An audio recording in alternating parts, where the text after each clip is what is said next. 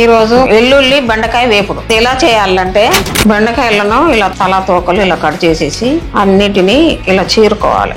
ఇలా అరకేజీ తీసుకున్న బెండకాయ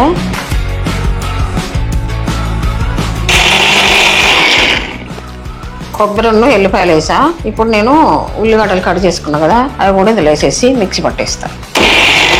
ఇందులో ఒక 3 స్పూన్ల కారం వేస్తున్నా. ఇప్పుడు మనము బెండకాయ వేపుకుందాం రండి. ఉప్పు వేసుకోవాలి, కొద్దిగా కరివేపాకు, పేస్ట్ చేసుకున్నాం కదండి ఉల్లిపాయ ఎల్లిపాయ కొబ్బరి, ఇది ఇందులో వేసేసుకోవాలి. కొద్దిగా పసుపు వేసుకోవాలి.